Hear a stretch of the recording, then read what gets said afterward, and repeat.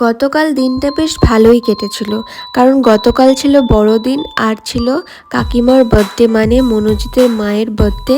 তো মনোজিৎ আমাদেরকে ইনভাইট করেছিল, আমাকে আর বোনকে, তো সেই জন্যই চলে গেছিলাম ওদের বাড়িতে। আর কাকিমার বার্থডে সেলিব্রেট হলো, কেক টেক কাটা হলো। তারপরে আমরা খেলাম হচ্ছে গরম গরম কড়াইশুঁটির কচুরি, আলুর দম আর হচ্ছে রসগোল্লা। তারপরে ওখান থেকে আমি, মনোজিৎ, বোন আর মনোজিতের দিদি আর ভাগ্নি চলে গেলাম হচ্ছে বড়দিনের মেলায়।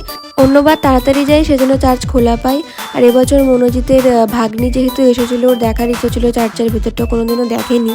তো যাই হোক, চার্চ বন্ধ থাকার কারণে দেখতে পাইনি। তো বাইরে বেরিয়ে আমি একটা গ্যাস বেলুন কিনলাম, আর দাদাটা বলে যে তুমি সবগুলো বেলুন নিয়ে ভিডিও করতে পারো। তুমি চটপট করে নিয়ে ওখানে আরেকটু ঘুরে তারপরে আমরা সোজা চলে গেলাম আরেকটা মেলাতে। ওখানে গিয়ে নতুন জিনিসটা ট্রাই করলাম। তারপরে পেট ভর্তি থাকার কারণে একটু পাঁপড় ভাজা খেয়ে বাড়ি চলে আসলাম।